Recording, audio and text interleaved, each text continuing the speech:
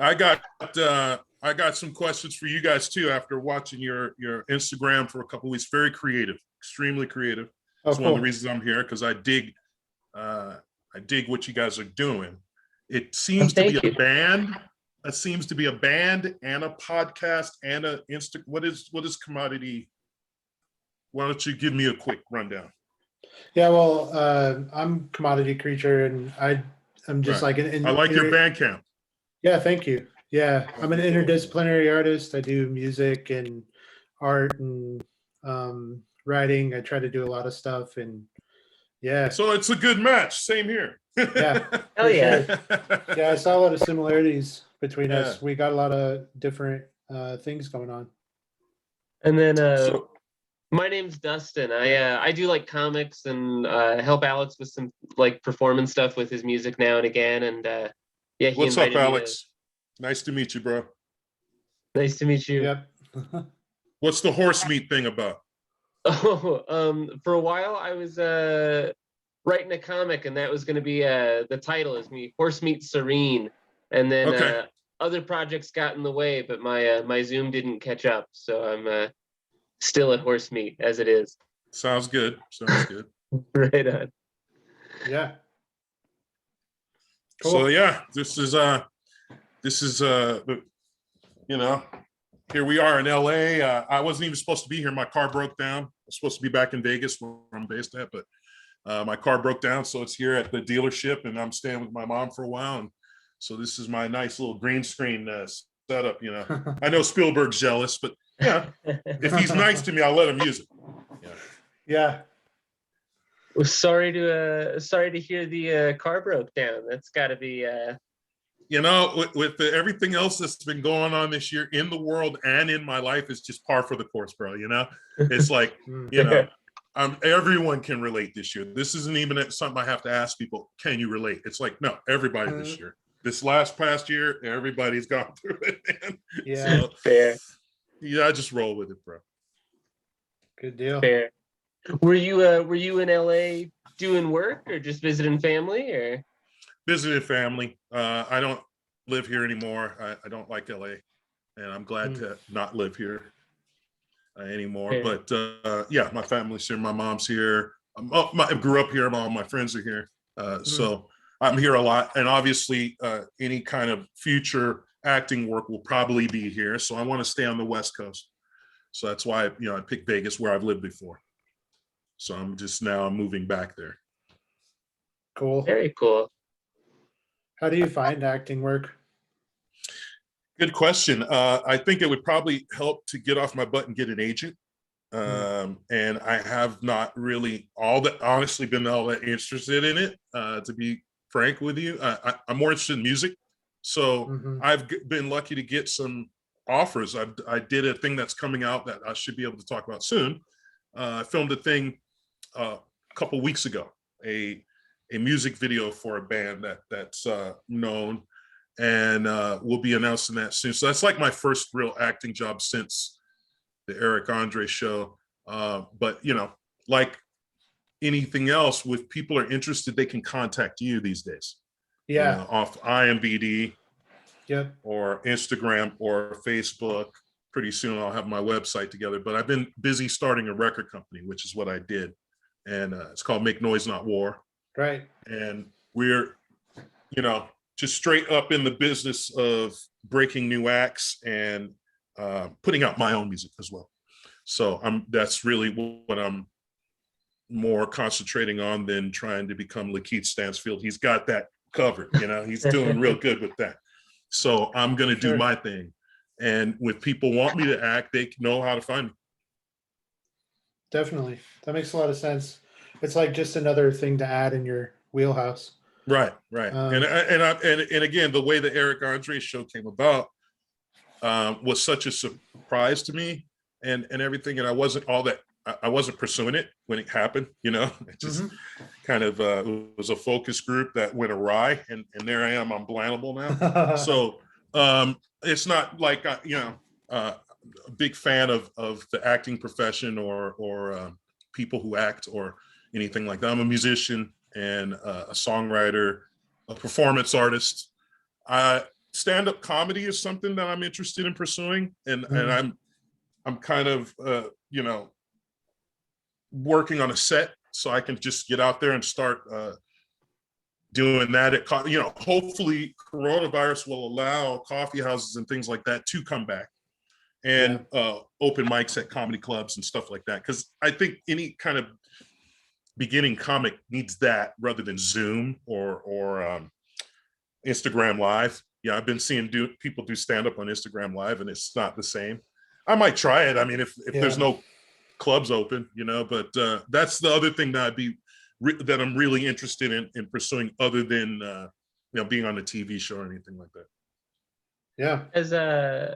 Has your like time with Eric Andre and everything cemented that opinion or changed your mind about that at all, or is that sort of how you've always approached it? You know what? No, it didn't change my mind. I mean, basically, it was fun. It was definitely fun. It was definitely up my alley vibe wise, because I, you know, like I said, I'm a performance artist. I like to do shocking things. I really love destruction of property. That's been my whole thing as a punk musician. So I enjoyed it. But man, you know, some of the other things that come with the business, I'm not so keen about. I haven't been too happy with my. I've gotten a lot of fan mail. Not much of it's been repeatable, or I mean, just some of the weirdest fan mail. I don't really dig it. You know, that's not really my thing. I get better vibes. I think I get along better with the whole music community, and you know, and so that's pretty much what I'm sticking with. Which is why when I saw that you had a Bandcamp, I immediately went to it. You know, I was like, okay, cool. What do we got here? You know what I mean? That's music is my passion. You know, Sure. I won't say I straight up have contempt for the Hollywood thing, because I don't. I love old Hollywood. You know, in particular, you know, things. The Raging Bulls era, the 70s Hollywood and 80s Hollywood, you know, the first Beverly Hills Cop, that kind of stuff. Back when I was a kid, that Hollywood doesn't really exist anymore. It's all corporate now, and it is what it is. And would I act in some blockbuster movie if the guy, you know, if Peter Jackson's like, hey, for some reason I want, of course. But am I going to actually get, you know, focus my energy on that? No, I'm not going to do that. No. Yeah. So, you know, for right now, it's great that the people who want to see me on film can see me as Blannibal. And otherwise, check out my SoundCloud and these bands I'm going to be launching of my own and other people. Yeah. How much of your energy goes into how much of your energy goes into like playing music and practicing music versus like your record label? Like, and lately not enough, because it's been a lot of business legwork to get the label off the ground, which isn't really 100% done, but it's like 99% done. So you know, the last few months I've been setting up my business structure so I can basically be my own agent, my own record company, my own publisher. And that's the main thing that I got from the Eric Andre show is, hey man, control your own destiny. And, you know, now that you have some fans, which I am grateful for them, I don't necessarily want to get messages from them anymore, but I'm grateful for the fans. And so what I'd like to do is just kind of control my own business structure and directly market my art to the fans, whether it be skits, comedy, music, and, you know, go from there. I think I'm going to start a Patreon too. Not that I'm Jordan Peterson or anything, but, you know, I thought, you know what, by the way, I thought Patreon was just for controversial, you know, people saying a bunch of controversial stuff. Actually, it's for anybody who wants the fans to directly support them. So I just started an account there, you know, and that's really what I'm interested in doing. It's just going from me to the fans and vice versa. Because I also get a lot of inspiration from other people's music. That's why when people contact me and they want me to be on a podcast, I want to see what they're doing. I want to see what artistic vibe they're into, man. You know, I want to start to build a new community of artists, which hasn't been around in a long time. It's not about geographical anymore because we have the internet and all this, you know, so it's not about geographical. I think you guys are in Colorado, right? Yeah. So I don't have to actually sit there and be there at the Avalanche game to actually, do collaborations with people.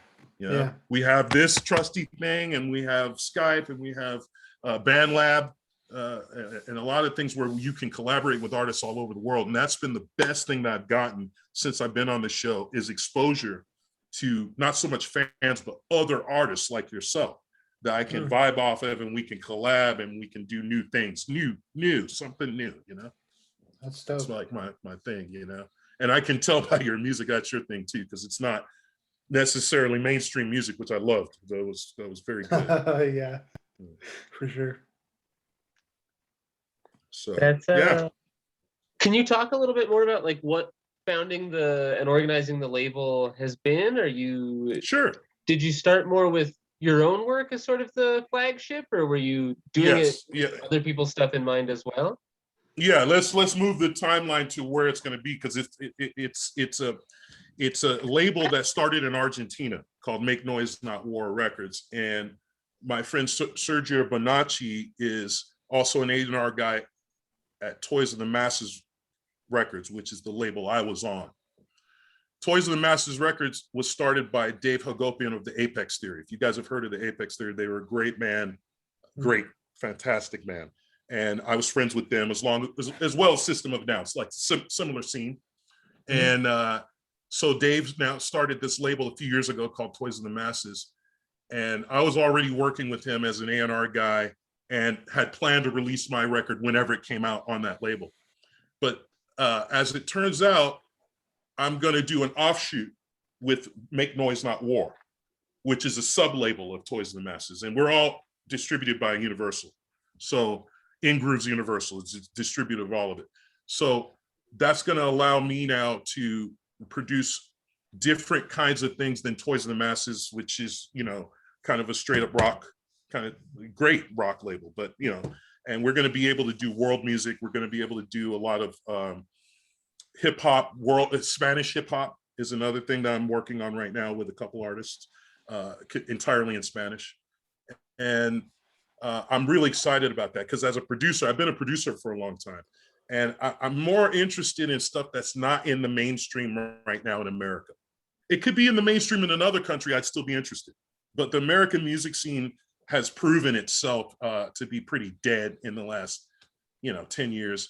And, I don't feel like concentrating my musical focus on people who are singing one-word, two-word choruses, over club beats is anything that I'm interested in doing. So I figured, you know what, let's take a label that is focused more on actually South American music and expand from there. Now we have artists from Estonia, we have artists from Mexico, we have artists from Canada, but it's all about the similar kind of like non-mainstream focus. You know what I mean? As long as you have an actual artistic focus, then we're interested in it. And the label's going to kick off with my music, which is avant-garde alternative music. It's definitely got some urban tones in there and some hip hop flavor, but it's nowhere near the mainstream hip hop stuff that everyone's listening to now. For sure. Right on. That sounds incredible. That's exciting to hear that, something under the umbrella of something as big as Universal is, right. That you're taking that and really trying to give some agency to indie stuff. That's exciting. In indies, like true indie stuff, because I came up at a time and I'm an indie rock veteran. So I came up in the 90s, and I did the whole thing where I slept in bands, and I played Lawrence, Kansas 5 times, and I went around the country in people's little cars with my drumsticks and just waiting to play and everything like that. And so it's just a bad fit for me to look at the Billboard charts the last couple of years here in America. That's a bad fit, man. I'm into stuff that's creative, guided by voices, things where people are actually coming from their heart straight onto the tape. And it's not about, Instagram followers, it's about making an artistic connection, in a very real way.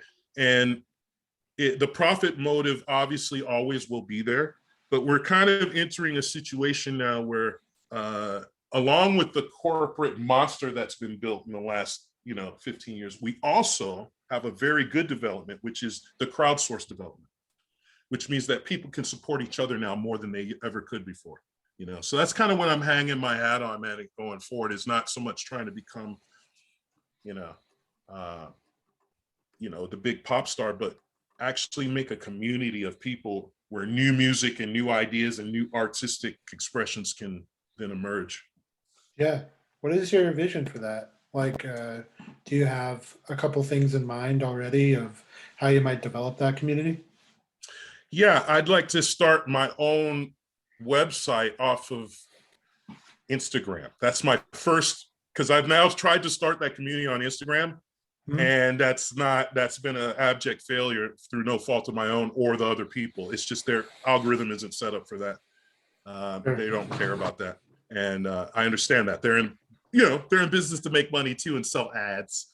So that when we Google search for something, all of a sudden the ad comes up on our news. I understand their business model better than they think, but it's garbage for me. I want to connect directly with other artists, and the only way to really do that seems to be to just start your own little website, and whoever comes, and you connect with them. I'll give you an example. I believe that it's better to have 5 connections that are real than 500 that are just casual likes. Sure. You're gonna go much further that way, in general, especially in the music scene. So for me, there's no big loss in just going off of Instagram and getting my own website, and then the people that attract to the website will like it because it's going to actually be free expression. So they'll love it, and those are the people that I want to bank on. In other words, you know what I mean, and then help them with their projects, and they help me with my projects, and we all kind of like grow together. I'd like to start virtual open mics on my website. That'd be cool. You know what I mean? As an alternative to the very rigged IG live system, where people don't even get your live situation unless you're corporately, sponsored. So, and also I would be picking the artist, so the artist would be wild, man. You know what I mean? Not just some everyday, oh, let me freestyle with my buddy and insult my buddy and call him like street names and stuff, because that's what Instagram people want to see. That kind of stuff. I can't tell you, I'm tired of it now. I'm just tired of it. I thought your Bandcamp was more what I'm talking about, because I went on there and I clicked on, and it's like spacey stuff. This is the song I heard. Spacey stuff. I'll describe it. Kind of a yodel, and like a guitar riff with a reverb, kind of a spaghetti western guitar riff, repeated, not necessarily in rhythm. And I'm like, yes. Yeah. It made me violently happy. That's great to hear. I'm like, I'm going to deal with this guy. This is the guy I'm going to deal with, because he's not a bot. Sure. So yeah. Hopefully that explains it, with enough passion that you guys get what I'm trying to do. For sure. Yeah. Just the fact that your buddy's name is Horsemeat, again, that's a cut above. That's more what I'm talking about. For sure. Let's be creative, guys. Let's be creative. We can all do it. We don't all have to be brainwashed by the media. We can totally do this. Sort of like a DIY punk like ethics, and just like, but with any kind of music. I don't want to be so dogmatic about, I played a lot of punk in my life, and I still love punk, but I don't need to, it doesn't have to be, punk. It could like be straight ahead anything. I'm collaborating with an artist right now called Shatai, and she is trans, and she's a rapper, and she's a singer from Argentina, but she also does free association poetry. She also does OnlyFans type stuff, where it's like music and Casios with the threat of sex, but no sex ever happens. It's genius. It's the kind of stuff I like. That's the kind of stuff I like. Stuff people think out of the box. You know what I mean? And so it doesn't have to be anything like necessarily overtly wild, but if I can find the next Towns Van Sant, I'd be very happy. rather than the next Drake. For sure. You know, that's more, you know what I'm saying? Let other people find the next Drake and like stupid mainstream crap. You know, I want to find the next Towns Van sound. I want to find the next Wesley Willis. You know, I want to find the next person that, Tiny Tim, you know, sure, somebody that is outside of the box, man. You know, I'm hungry for it, like a crack fiend would be hungry for crack. You know, I'm just hungry for the new wild avant-garde stuff, man. For sure. Have you found Dustin. much in like contemporary music? Have you found, is there any like real wild avant-garde stuff that you'd recommend to folks listening and stuff? Yes. It's not so much that it's avant-garde, but it's that it's progressive in a real way, rock music. And that would be my label mates attended the end. The whole reason that I'm doing the label on Toys of the Masses is this band. And it's Dave Hagopian from the Apex Theory's new project. And they're coming out finally. They've been recording for a long time. They're finally coming out with their first album soon, an EP, I believe. And that band is very, very creative. It's a very, very creative band. It's not necessarily new metal. It has nothing to do with new metal. I don't even shouldn't even read. But Apex Theory was in that scene. But this stuff is more like really competently played King Crimson-ish meets Muse. Wow. Right. It's cool. got to be heard. And with awesome male and female vocals, so then you got that Fantagram kind of thing going. I'm like their biggest fan. I really am. I'm like a big fan of this band, and hopefully I'll be doing some collaborations with them as well soon. But I think that's a good fit for the kind of music I do, because I do rock music too, but it's left field. It's left field, you know. It's definitely coming at an angle. It's not, you know. I mean, look, if Five Finger Death Punch walked through the door and they're like, "Oh, hey, we want to sign, man. We want to sign to your label." I would definitely sign it. Oh, yeah. But let's face it, that's not going to happen. So we're going to start our own thing. You know, we're going to start a new thing. Dope. I'm sure they'd be throwing like creatine at me. I think that's my kind of fantasy. Maybe, I don't know. Maybe I'm just going into my own little OnlyFans fantasy. But yeah, I would like to think that if they did come through the door and they were ready to sign, they'd be all about it. You know, you know, a lot of our fans are fucking military guys, man, and we want to fucking sign with you. You know, that would be, and that alone would be worth it, because it's better than the music, bro. I just imagine in this fantasy of yours, they're like banging their heads against each other while like maybe their front man is, like, trying to negotiate the contract. Drawing blood while the drummer, who's my favorite part of that band, while the drummer continues to wail. You know what I mean? Randomly. It shouldn't be connected to a song. He should just be wailing. And they can come to you know what I mean? I'm like, oh, let's just record that and put that out. It's so much better than other, those stuff you've been doing. I don't know why I'm bagging on them, but they're just an example of many mainstream bands. Man. For sure. It's got that super produced, like almost overproduced sound, which like sounds great, but you know, just doesn't have that like heart or like raw sort of feel. And that's another artist. Actually, you just mentioned somebody who or you just reminded me of somebody I want to mention when you talked about mainstream artists that might have a creative edge. John Fusarte. Oh yeah. Now, I have no affiliation with him, so this is actually just coming straight up. He's a big influence. Yeah. Just straight up. Like, I'm not talking about his work in the Chili Peppers. I encourage anybody.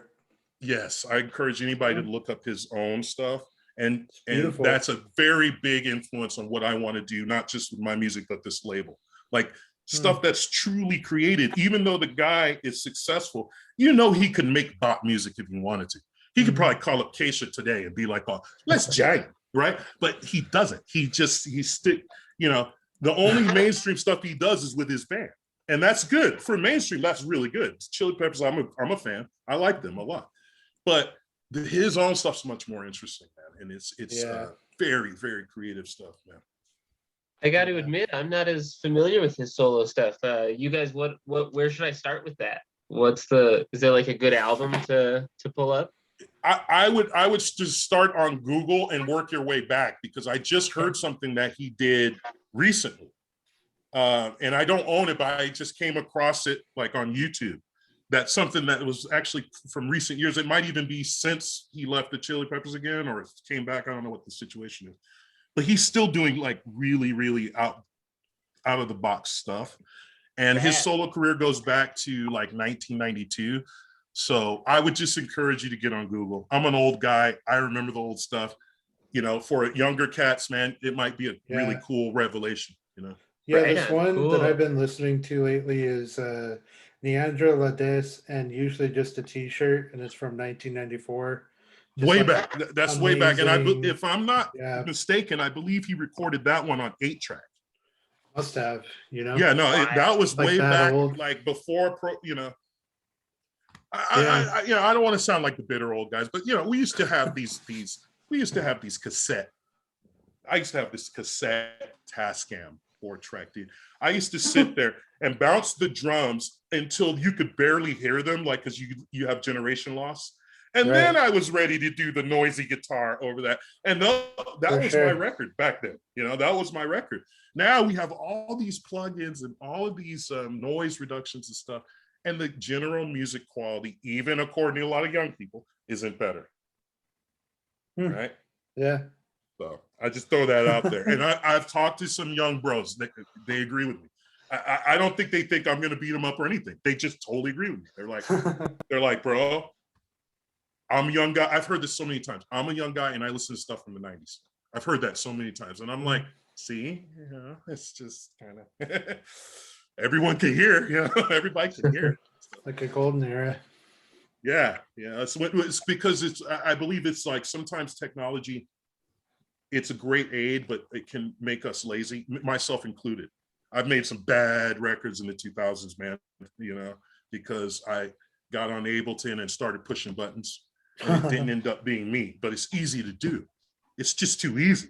You sit there and they open it up and like GarageBand's like, oh, which drum set do you want?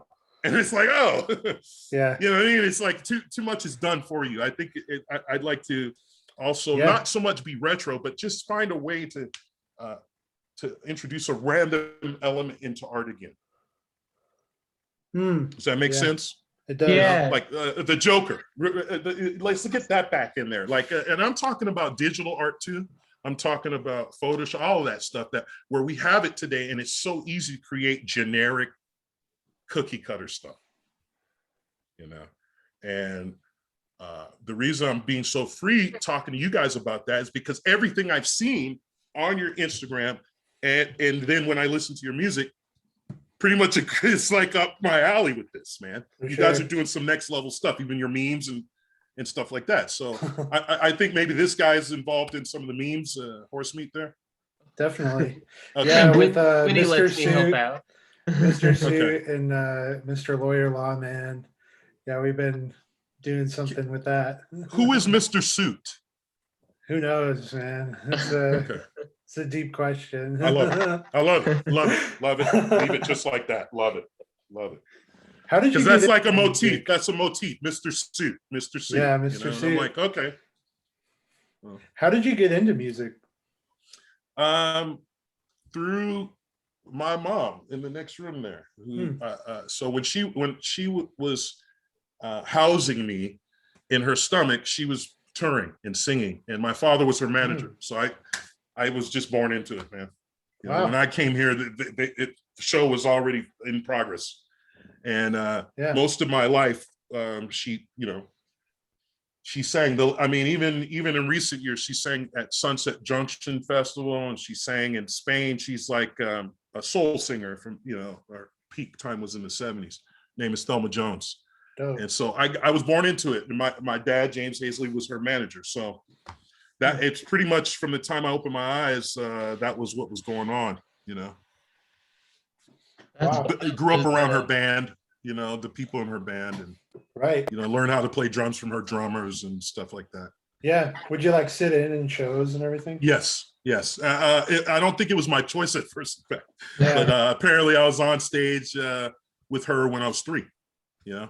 And I totally remember being in her band when I was about 7 or 8. That I actually remember. Yeah. And I was a percussionist in her band, and we put, you know, so yeah, I was definitely like a stage child, man. And I did, from there, I did some acting when I was a kid too.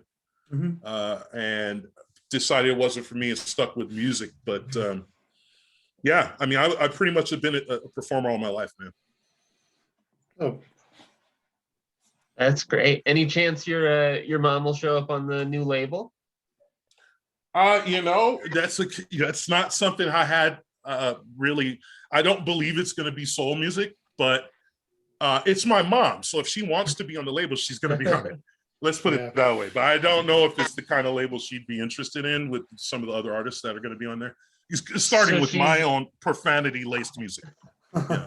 So we can't look forward to like her and Five Finger Death Punch new split album. In an ideal world, man, that would be so dope. Like, you know, and maybe that's something I can commission somebody to do a mashup, and I'll provide them with the source material. Yeah, because that would just be just Five Finger Death Punch featuring Thelma Jones, you know, and that would just be really cool, man. And hey, you never know. Even those guys might do it just to shake things up, you know, just to have a soul singer on top of some of their riffs, you know. Yeah. And if they don't do it, maybe I can, you know, maybe I can just make a metal song that she sings over. Maybe that's something I can do, because I like that idea. You know, I do. I love that idea. I think it's sick, man. But we'll see what she says. I'm just happy after this year that we've had in the world that she's healthy and happy. She got the vaccine. Yeah. I'm so that's just the thing that you know, I mean, because a lot of the people in her age group and the contemporaries in her age group, you know, a lot of them didn't make it through coronavirus. You know, she knew Charlie Pride. You know, she actually knew him.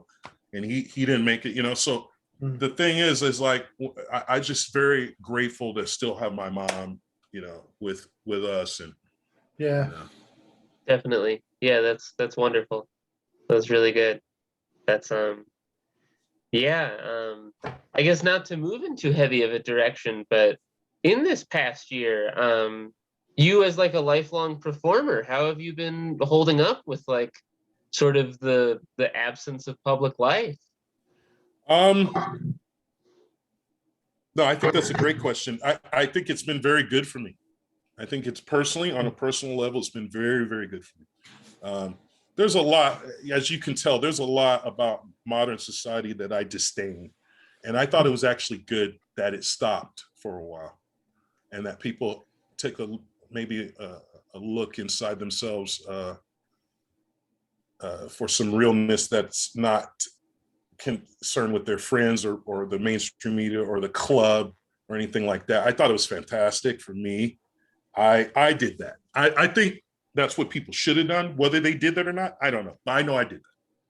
You know, that's exactly what I did. And I took a lot of time for spirituality and introspection, Tai Chi, get my spirit together, really figure out what I want to do with the rest of my life. I've had a very interesting first half of my life, very colorful, very reckless, lived like 9 lives in one. But the rest of my life, I got a chance to really sit there and say, look, you know, I'm like Morris the cat. I got 9 lives.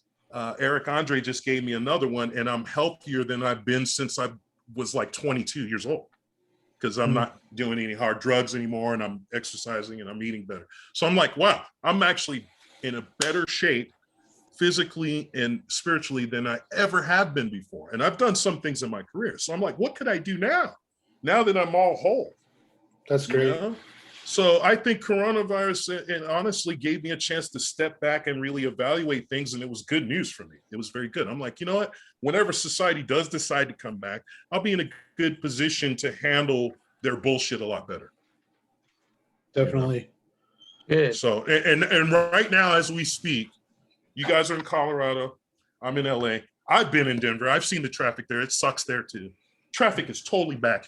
It's totally back here. Yeah. It's almost like it never happened traffic wise. The last week I've been sitting there going, man, this is some like permanent rush hour stuff again. Okay, we're back now. Okay, excellent. Yeah. We're back in style here. So, hopefully concerts and everything will follow suit, I'm hoping. It's one thing to get traffic back, but let's maybe get some concerts back would be nice. And having said that, guys, I'm ready to play. I'm ready to play shows. I'm ready to do stand-up. I'm ready to perform again. It's been a long time. It's been a long time. And I think a lot of other performers feel that way. Definitely. You mentioned earlier that one of the big takeaways from the Eric Andre show was to take control of your life. And I was curious if that was sort of, and like take control of your destiny. I was curious if that was like explicitly spoken about, like in meetings or like sort of a general vibe. Absolutely. One of the things Eric wasn't all that, he wasn't all that, chummy on the set. It wasn't like he wanted to hang out with anybody, but he gave me some words of wisdom that were very, very, very helpful. One of the things he told me was, he said, look, with all the craziness going on here, you got to remember this is a vocation, and he looked at me, he's like, this is a vocation. It's a job, just like any, and I've had a lot of jobs in my life, and I've been promoted at jobs. One thing, I'm kind of good at that. Like once I decide to take a job, I'm pretty good at doing what they need me to do so I get to the next level of job. And then I usually get bored and quit. That's my pattern. But still, I'm pretty good at getting in there and getting promoted and like staying for a few years and like, servicing the company, right? So when he said it like that, a lot of the questions I had about the whole situation was very weird, guys. The situation was very weird. I answered a focus group because that's kind of what I do. I'm a hustler. I was doing rideshare. I was doing, Postmates, doing all this stuff. The focus groups are part of my hustle, has been for years, as a musician. So I answered a focus group, and it ended up being a blind casting, long story short, for this show. Yeah.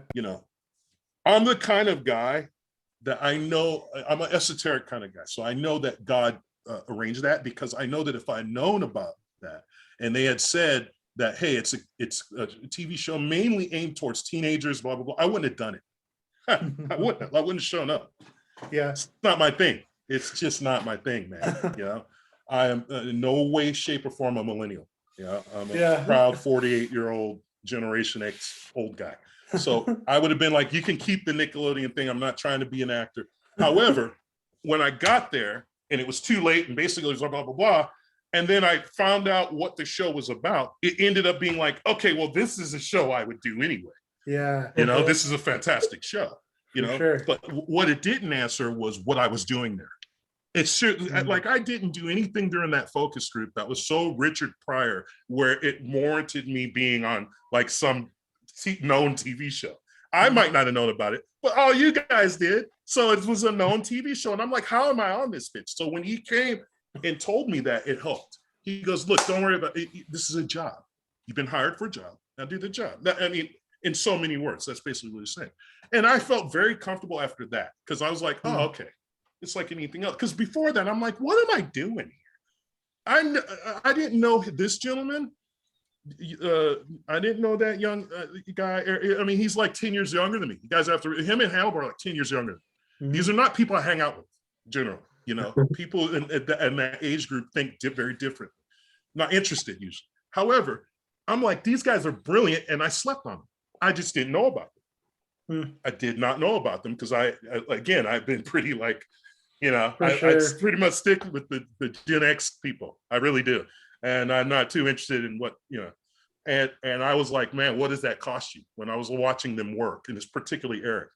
And I ended up being a huge fan of his and very much looking up to him, even though he's younger. And so that was a very good thing he told me. He's like, this is a vocation. And when I say that it made me take control of my own destiny, I think that there has been a lot of times in my career, particularly when I was strung out on drugs and stuff like that, where I just found myself in situations in bands, a lot of bands that maybe if I had thought it through, I wouldn't have joined, or I wouldn't have gone through that, you know? And so after the Eric Andre show, I definitely took a step back and I said, well, here's yet another situation that you just kind of found yourself in. What do you want to do? That's what that show made me do. And I think it was fantastic, you know, for that. It made me realize, dude, why don't you, if you can pull something like this off, what else can you do if it's actually something you want to do and something that's your idea and something that's your, you know, vision, you know? Yeah. And that's exactly what he did. And when I researched it later on, after we wrapped, I went back and watched all the seasons of the show. That's exactly what he did. He just did it like 12 years ago. For sure. Know? But it's exactly what he did. So it's very inspiring. I'm like, dude, you know, this guy has kind of given you a roadmap of what you need to do, because you do need to have your own idea and you need to have it sharp and it needs to be, you know, presented well. And you need to not take no for an answer until it gets to its destination, whether that's a major label or TV network like Adult Swim or whatever. That's exactly what he did, you know? So I find it to be a blessing that I just stumbled upon this, because I really, you know, I ended up being there. And it wasn't like a premeditated thing. The other thing I'll tell you guys is being a bouncer around LA for all those years, every other bouncer's an actor, right? So they're always like, how in the hell did you, you know, a lot of those guys would have really plotted to try to get into that position. Yeah. Right. And in the future, maybe I will be able to do things like that because, you know, it'll be more my idea. But I felt like, look, this just proves to me that I have the talent, the charisma to get into situations that I wouldn't have normally thought I could. So why don't we direct it towards my own stuff? You know? So that's basically what this whole last year has been about, is setting that up. And, you know, I think in the future, it'll allow me to do a wider range of things. You know, I'm pursuing voiceover. Voiceover is another thing that not necessarily linear with Eric Andre, but it's something that Eric Andre inspired me to go do. Yeah. That's awesome. Yeah. So, and I listen, I'm very, very stoked that it brought me into contact with guys like yourself that are in the whatever, the demographic or whatever, the fan group that watches that show. Yeah. You know what I'm saying? Yeah. Because like I wouldn't have been looking for you guys. I wouldn't. You know, I'm a total age bigot. And if I would have seen, I would have been like, how old are you? And if you would have said anything under 40, I would have been like, see ya. I don't care. You know what I mean? So what it's also showed me is that, you know what, bro? There's a lot of young creative talent coming up. I want to be there to assist that, man. That's like my goal. That's one of my goals in life, is to be there to assist that, man. You know, all the new talent coming up and the people who are avant-garde that think like me, but they might be 20 years younger. Yeah. Right. So it's like, okay, stop hating on those cats and let's help them get, because it'll be, the whole artistic situation will be better afterwards. So, you know. Yeah. That's yeah, I think that's really like admirable and a good like open mind to have. I think, yeah, I often like, I relate a lot to what you said about just kind of being in your own track and not paying attention to much outside of, you know, the realm you were already in. And yeah, I think that's a good thing to sort of be forced out of every once in a while. That's I feel grateful. I feel grateful towards the universe that I feel like the universe did force me out of that. And it forced me out of it in a very unique way, which is by good fortune rather than bad fortune. Usually bad fortune is what makes people change. I looked at the good fortune I got and I said, okay, man, let's take a look at these tea leaves, man. Yeah. You know, it doesn't always have to be a disaster that will get you to alter your behavior, you know? And I'm like, instead of just drifting from current to current, why don't we focus here and figure out what we want to do in this old entertainment business here, you know, and really make a go of it. And I feel very reborn as a result, you know, and that would not have happened before. If that focus group had been the focus group that I expected, it literally said, give your opinions on teen TV shows or like, you know, something like that. And I had done focus groups for a Korean newspaper. I'd done focus groups for a hookah place, just all kinds of stuff that I don't normally necessarily do. So I knew, I used to be a taste tester for Jack in the Box, a place that I don't eat that much. So I'm like, look, I can get in there and I can give them some opinions like a motherfucker on some TV show. You know, they're like, what teen TV show? I don't know, like freaking, you know, Hillary Duff and Mountain Dew. Yeah, sounds great. That's one of my favorites. You know what I mean? It's a fantastic show. And I love it when they take the cactus and they stick it up their butt and then they jump off roofs. That sounds great, right? So I had my whole thing planned, right? Man, I missed that episode. Yeah, you know, and maybe the focus group people did too, right? And I could pass and get that $100. You know what I'm saying? So Sure. I went in there with my whole thing scripted out, but it just turned out that the universe was like, nah, we're going to flip the script on you. And the guy turned on TV lights. He goes, you mind if we turn on TV lights in here? And I was like, and then he turned it on. It was like basically a TV set, you know, and I was like, okay, something's up. And thank God it wasn't The Bachelor. It could have been worse. It could have been The Bachelor. Yeah. You know? I am so blessed that it was Eric Andre rather than one of those, you know, so.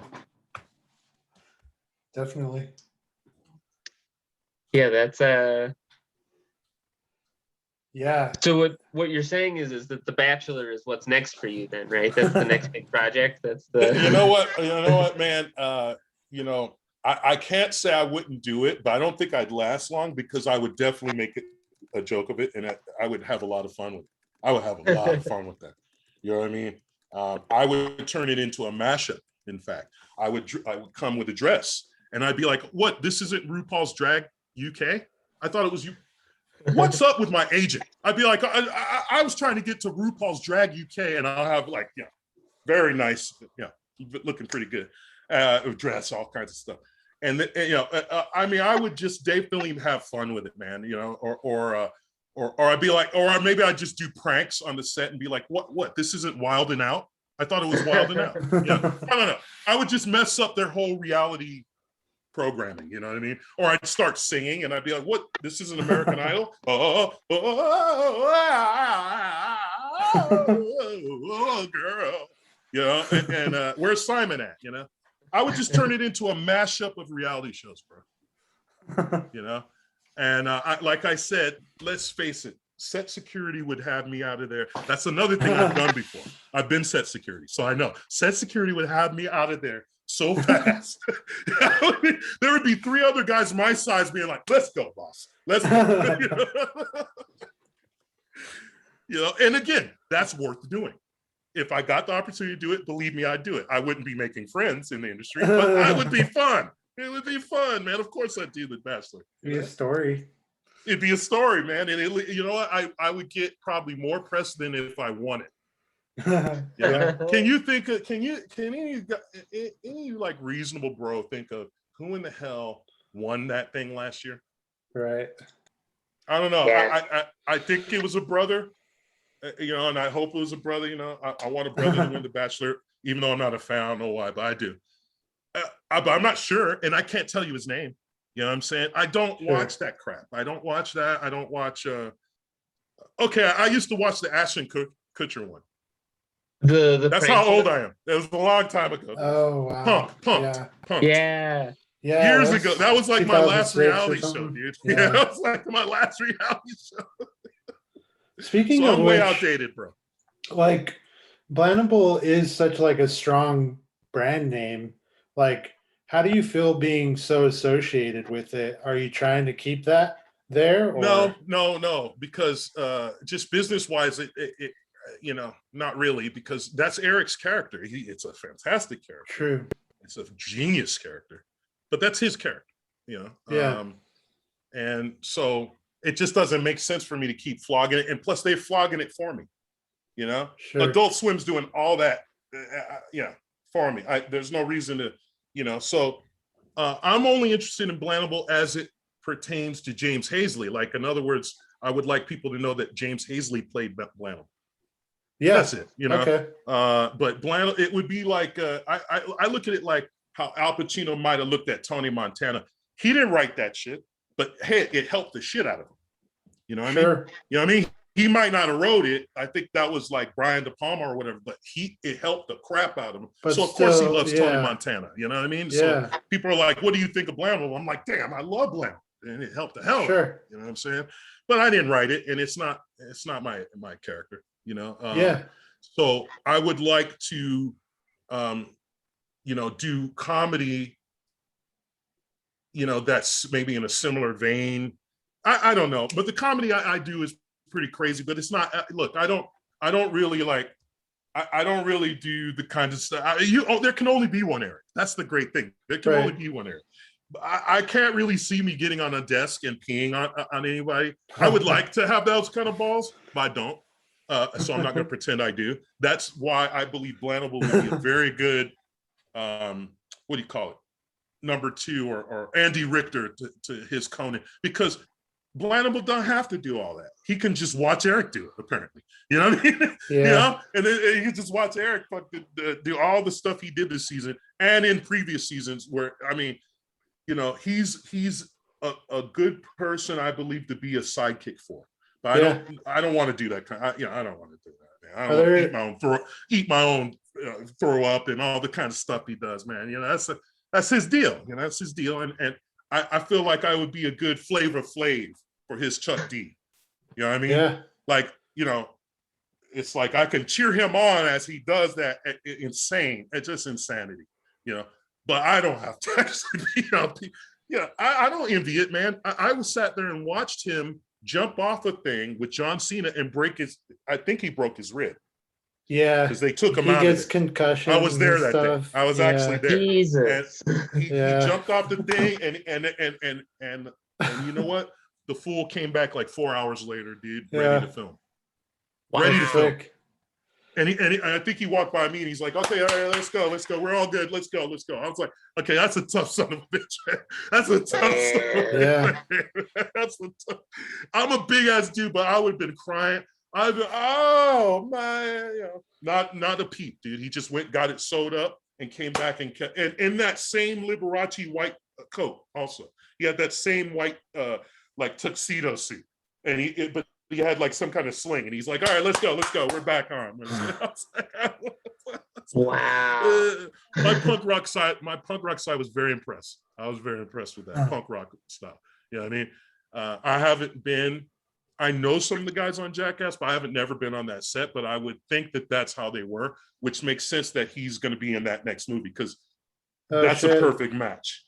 From what I saw while he was filming, that's a perfect match. Because he also doesn't give a damn. He really, you know what I mean? So he like actually does all that shit. You know, and the street pranks and stuff like that. That's his deal, man. That's his trademark, bro. You know, so I'm happy to be associated with that brand because he has a very strong, you know, kind of trademark and everything. But I'm also looking to expand it and do my own thing, bring the James Hazley flavor to comedy too. You know what I mean? Yeah. And, I'm curious if it's only gonna make his brand stronger once I get my stuff out. Yeah. You know? I'm curious if there's more like plans for Blannibal, like season 6 in him, or who knows? You know, people. If you listen to the fans talk, which I'm kind of tired of hearing, they think so, but nobody from the show has told me that. Like all these fans are like, there's fans that make their own assumptions about it like that. And I'm like, no, until I hear from anybody in an official capacity from the show, I'm going to assume that was the last season. And I'm going to assume that if they go on, it's going to be without Blannibal. And I'm fine with that. However, I'm all totally hoping that they do, first of all, do season 6, and then that they do bring Blannibal back. And I'll be totally available for that.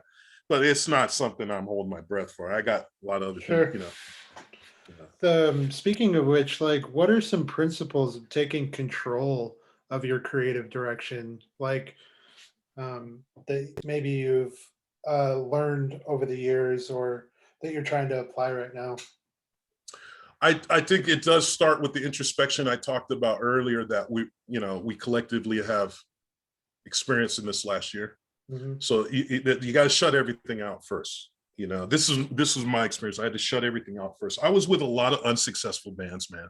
I was with some bands that were good, but they were all pretty much unsuccessful to my standards. Okay, I was with some bands that were bubbling under. I was with a lot of buzz bin bands and all this but none of it really hit to my satisfaction. So at a certain point, what's the common denominator? That's me, right? So one of the things I definitely did is I sat down, I said, well, what is it that you can do where win or lose, all the chips belong to you? There's no one to blame and there's no one to share the credit, right? And I decided, look, it was at a later age than I should have, but I decided, age 47, I'm like, you know what? No, I'm going to do my own thing. And it's not going to be about hoping that the lead singer does this or that, or hoping that the bass player does this and that. It's about me and what I'm doing.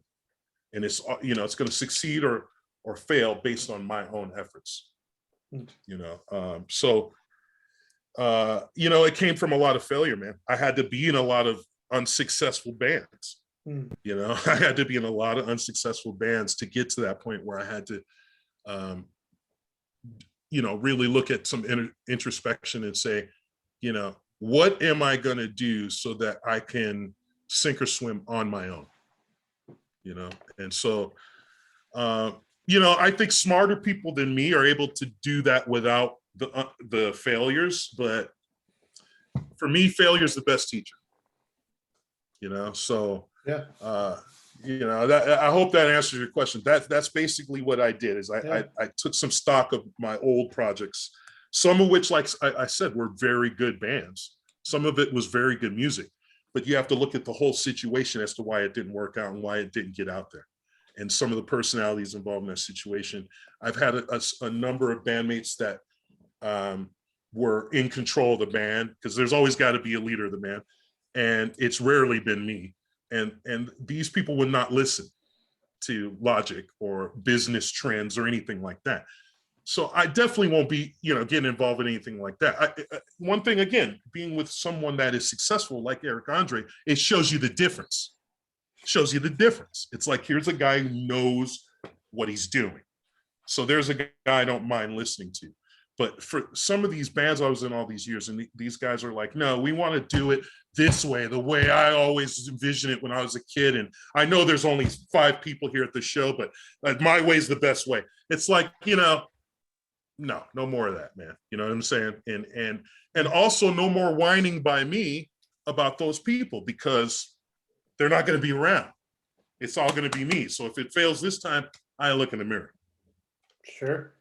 So working in like a medium like music that's sort of inherently collaborative, kind of being in a position where you want to have more agency and more control, is the solution to that you're, playing all the music, by yourself, or are you? Yeah. Okay. Yeah. I also got tired of hearing from people that I was the best musician they know, because I play a lot of different instruments and stuff like that. And so there's really no reason to go get involved with other people unless I want to for a one-off collaboration, So I'm going to be guesting on people's records. They're going to be guesting on mine. So we'll still have the collaboration thing going. We'll still be splitting songwriting and stuff on those songs. But as far as the project goes, in my case, it's General H, the band. That's me. I'm going to take a page from Trent Reznor. It's like, that's just me. And I'll be the one that decides all the important things about the band and, what the band is about and where it's going, where it plays and all that. It's just me, So I'm so much looking forward to that, actually. I'm just looking, so it's refreshing. I do play all the instruments. And so there's no more of like me trying to teach my songs to people. No more of that. I got really tired of that too. I'm just play it. You know what I mean? And when it comes to live, if it's not an acoustic gig, we have something called Ableton Live now. So Ableton Live can have everything on the record that you want, or a remix or whatever, and you play whatever instrument you want, and now you're playing a show. You know what I mean? And you don't have to pay 3 other people. you know, Yeah. $10 a day on the road just to survive. That was in the 90s. Who knows what it would cost now? You know, shit, Yeah. 2 tacos is 99 cents still. So, you know, got that going. But do they have Jack in the Box in Colorado? If I recall, they do. Yeah, I think Yeah. they do. In Boulder. I think I went to one in Boulder once. There used to be a Jack in the Box in Longmont, the city I live in. Longmont, maybe it was Longmont. Yeah, but I've been all around Colorado since I was a kid. When I was a kid, my dad had a friend in Aspen, and we went there. We went to Denver. You know, Earth, Wind, and Fire, I believe, is from Denver. He said. Yeah.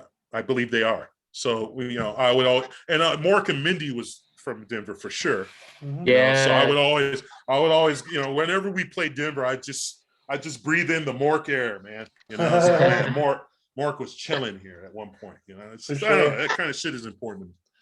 So yeah, that's the extent of my Denver civic knowledge. Hey, Jack in the Box, Earth, Wind, and Fire, and Mork and Mindy. Mork and Mindy, and Jamal Murray. You know, apologies for his season, but Jamal Murray, I know about that. You know. So. Could you talk a little bit about the name of your band, General H? What's the origin of that? General H is my hip hop name since I was 13. I wrote a song when I was 13 called General H.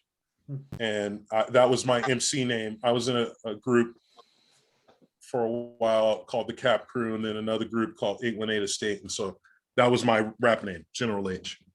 And so now it's going to be the name of my band. Perfect. Cool.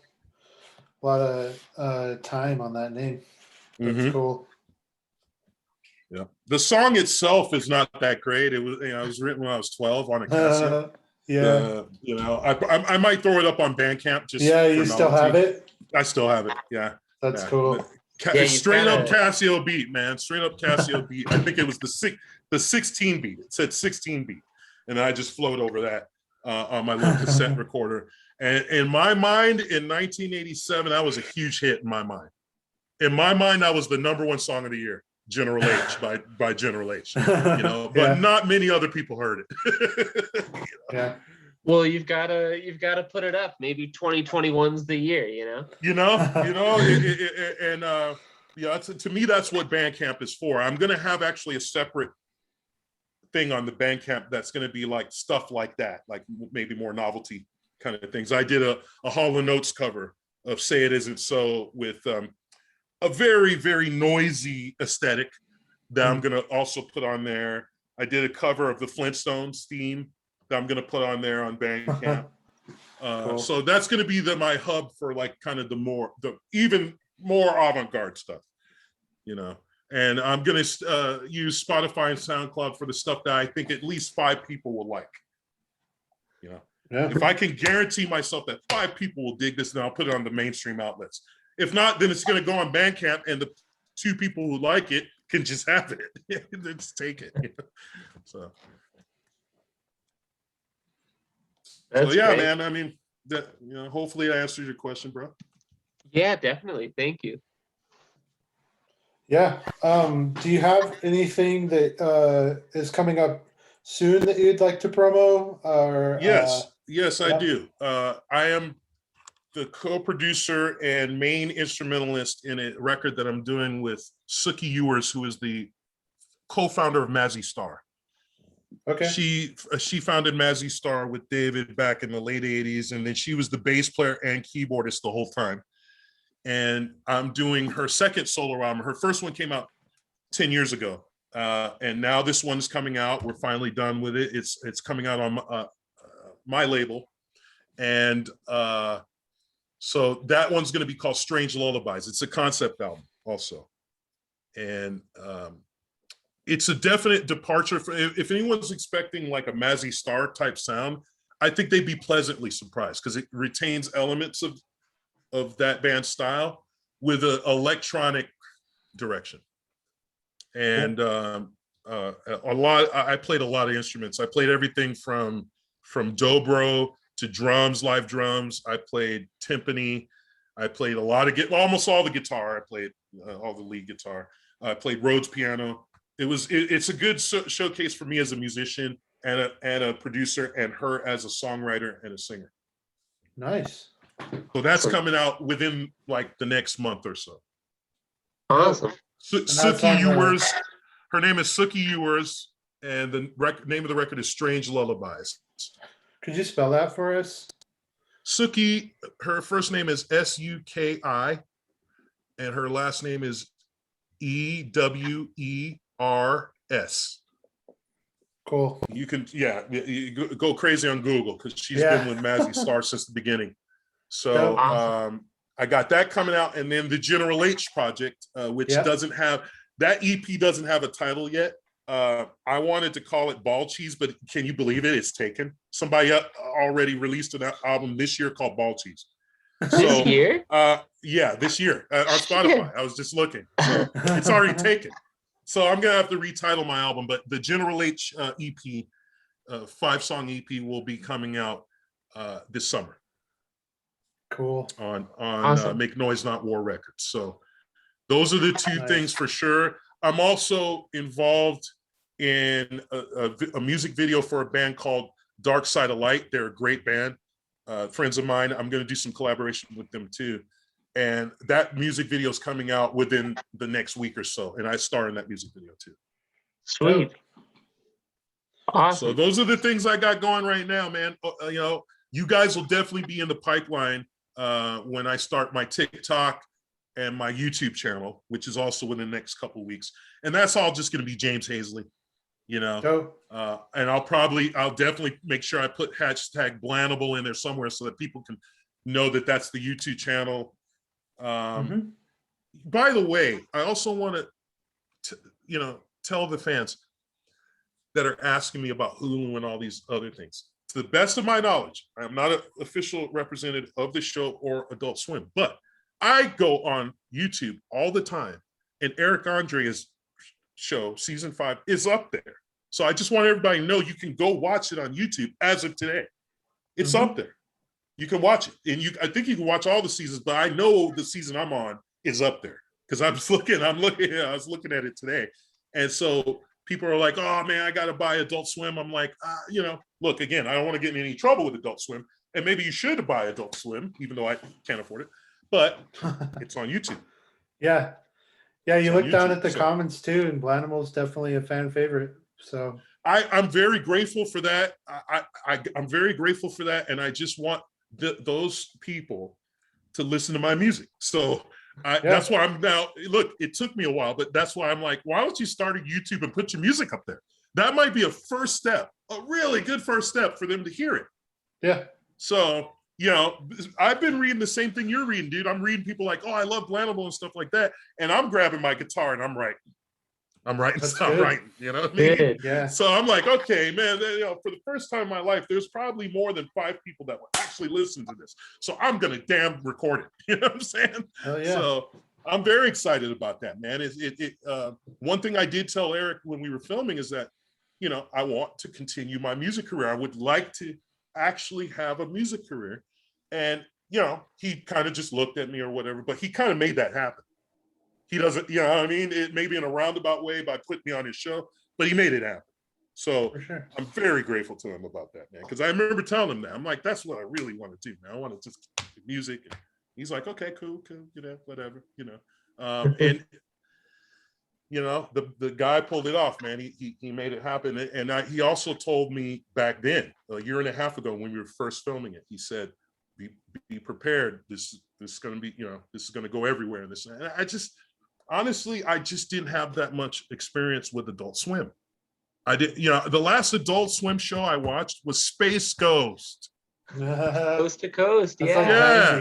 And look, Family Guy, which was supposedly my girlfriend was like, oh, that's one of their shows. Dude, I watch Family Guy on Fox.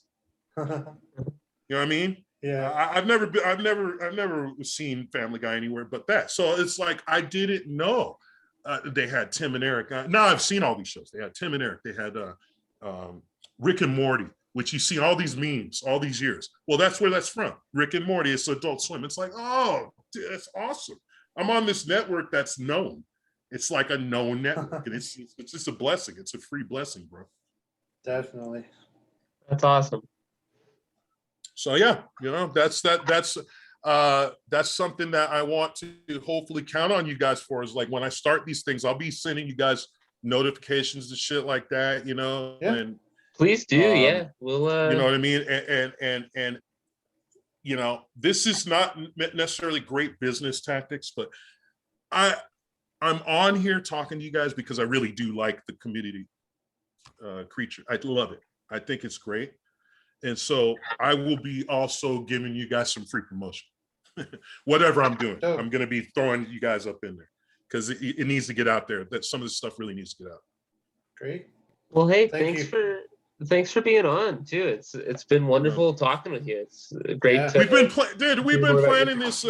One of you guys, I think it's this guy here with the twangy guitar here, that contacted me 2 months ago. I was very impressed with this. He was like, dude, do you want to do a podcast? It was 2 months ago. He kept up with me, and I appreciate that, man. I really do. He was like, he wasn't like Stone Cold Steve Austin about it. Like, what is going on? I mean, he wasn't like intense about it, but he just was very, very patient, and he kept up with me. And that's the way you do it, man. So I'm like, as soon as things clear up, that's the first podcast I'm doing. And here I am. Dope. That's how it's done. You know what I mean? You come at people with respect as a good artist, and you make sure that you let them know your art and shit like that. And you know what I'm saying? Because that was just it. I mean, people have asked me to do things, and I always check them out first, and it just doesn't go anywhere. But you guys got through the Blannibal filter big time. It's like, I love it. I love what you're doing. And some of the Instagram stories you're doing makes me curious to see what you do with longer form stuff. So I subscribe to the Commodity Creature YouTube. Little plug for you. I just did that yesterday, and that's based on seeing your Instagram stories. So I would encourage everybody to check this out. It's a very cool artistic vibe that they got going. Thanks. Yeah. Thank you. Thanks for being on and everything. And thank you, it's Alex, my pleasure for doing all the booking. I think you don't get enough credit while we're recording for that. So yeah, you've booked everybody that we've talked to, and you've always you are the logistical mastermind behind all of this. So yeah. However, Mr. Horsemeat, I have to tell you, he won't admit to being Mr. Suit. We got to work on that. When I come to visit you guys in Colorado, I'm gonna have a talk with my man here after we jam, because I see the bass over there. After we jam, I'll have a talk with my man here about honesty, because that's fucking ridiculous. He knows he's Mr. Suit, but he doesn't want to. James, admit it. I don't want to disagree with you or start any trouble here, but I'm not so sure he is Mr. Suit. I've never seen them in the same room, but I don't know why he would lie about being Mr. Suit. It feels like a lie. Yeah, it feels like he. Right. Okay, yeah. Well, the plot thickens, and I will get to the bottom of this. I will. I will get to the bottom of this. You mark my words. and travel is opening up again soon. You know what I mean? Colorado is 2 states away from Nevada, and I have friends in Utah. I'm one of those brothers that has friends in Utah. I have plenty of places to stay on my way there to admit that you're Mr. Suit. Okay, you're on the case. So, yeah. We'll get some jams out of the way first, but then we're going to talk about that. Or you're going to introduce me to the man himself. Possibly. And maybe it's Nikola Jokic. I don't know who it is. Yeah, possibly. It could end up being him. And then at that point, I'm going to be. You know what I'm going to be? I'm not going to be so bold. Then I'm going to be like, sorry, Mr. Jokic. I'm so sorry. True. I'm so sorry. Yeah. 7'2". You were he's 7'2". a very intimidating man. I am 6'6". Very secretive. I'm 6'6". You're 7'2". You're very strong. I'm sorry, I bagged on you. Go nuts. You're casting all these aspersions on Alex and now Nikola Jovic. Are you Mr. Suit, James? Has it been you all along? Could it be? Oh, that would be so rad if I was, bro. That would be so rad if I started a random podcast in Colorado and then hired 2 young cats to pose I'm like, you guys live around there? You guys live around there? Hey, look, I'm gonna pay you in granola. Okay, here's 5 granola bars. Now, just act like you're a commodity creature. All right, that would be fantastic. I wish I was that clever. But I'm not, bro, and I'm not. I'm just another fan of the mysterious Mr. Suit, and we'll get to the bottom of it, brother. Yeah, for sure. All right, well, this is going to be the Chill Podcast signing off.